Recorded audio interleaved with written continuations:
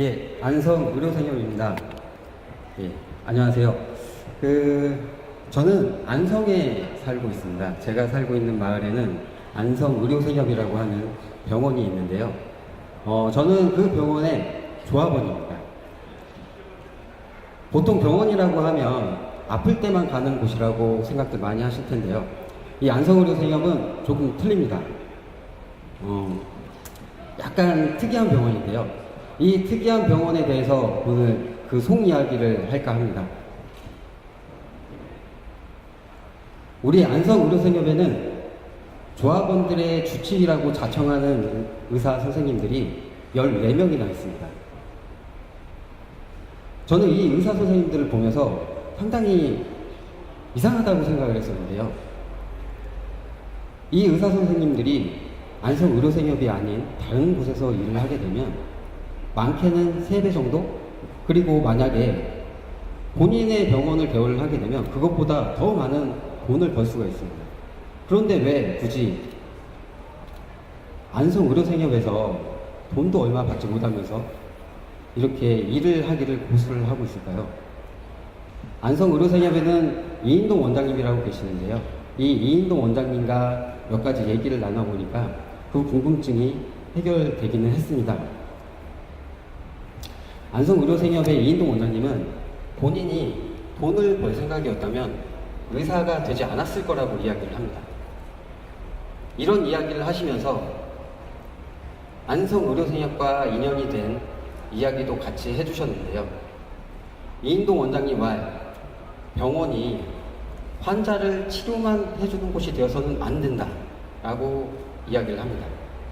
그리고 병원이 환자들에게 처방을 해주는 곳이 되어서만은 안 된다라고 이야기를 합니다.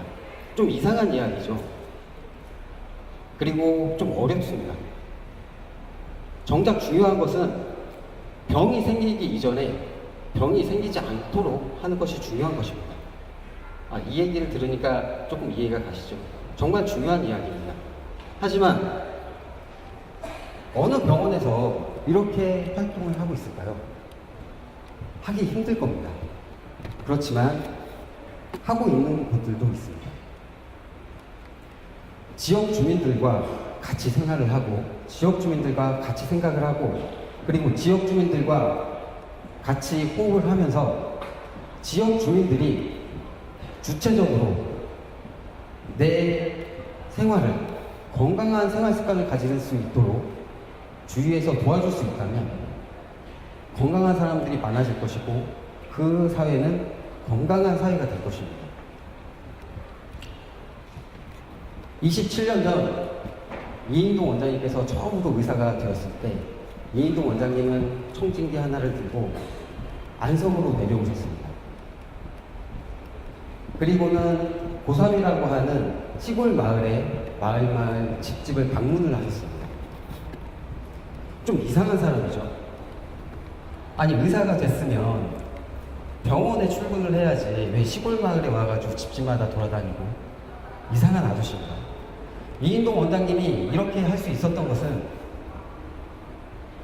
처방전을 내리기보다는 생활 처방을 할 수 있는 그런 병원을 만들 수 있겠다는 꿈이 있었기 때문입니다. 그리고 지역 주민이 그리고 마을 농민들이 주인이 되어서 운영이 되는 그런 병원을 만들 수 있겠다는 그런 꿈이 있었기 때문입니다. 이런 꿈들이 이 모든 것들을 가능하게 했었던 것이었겠죠.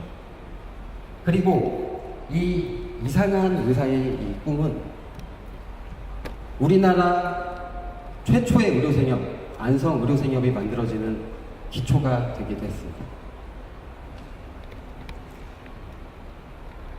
안성 의료생협의 매주 화요일은 무척이나 부산합니다. 왜냐하면 뇌졸중 자조 모임인 해바라기 교실이 열리는 날이기 때문입니다. 이 어르신들은 질환의 특성상 일상생활이 거의 할 수 없는 거동이 불편하신 분들로 이루어져 있습니다. 그런데 이 어르신들 뭐가 이렇게 즐거우실까요? 이 어르신들에게 일주일에 한 번 있는 화요일은 나들이 하는 날입니다. 그리고 일주일에 한 번 있는 이 화요일은 친구들을 만나는 날입니다. 이 어르신들에게 약을 처방해 주는 게 소용이 있을까요? 물론 그렇지 않겠죠. 이 어르신들에게 필요한 것은 사람이 필요한 것이었습니다. 그리고 그 사람들을 만날 수 있는 공간이 필요한 것이었겠죠. 얼마 전에 해바라기 어르신들 건강검진 받는 날이었습니다.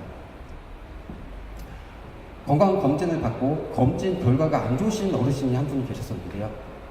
위암 판정을 받으셨습니다.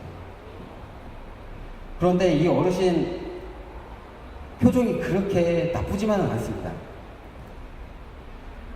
큰 병원에 가서 수술 날짜까지 다 잡아놨습니다. 그런데 1년에 한 번 있는 해바라기 소풍에 따라가시긴다고 난리를 치십니다. 그래서 여러 사람들이 이야기를 했죠. 수술 준비를 하셔라, 쉬셔라 라고 얘기했지만 이 어르신은 그 병원에서 워낙에 초기에 발견했기 때문에 간단한 시술로도 별 문제가 없다라고 얘기했기 때문에 본인은 해바라기 소풍을 따라가시겠다고 끝끝내 우기셨습니다. 그래서 해바라기 소풍 다녀오셨습니다. 대천으로 해바라기 소풍을 갔다 오신 그 다음 주, 이 어르신은 수술 때문에 해바라기 교실에 결석을 하셨습니다. 그리고 그 다음 주에 이 어르신은 해바라기 교실에 다시 나타나셨습니다. 그냥 아무 일도 없었다는 듯이. 그래서 제가 물어봤습니다. 몸은 어떠시냐고, 괜찮으시냐고. 그랬더니 이 어르신 괜찮으시다고 하면서 허허허 이렇게 웃으십니다. 참 이상한 할아버지입니다. 그렇지 않습니까?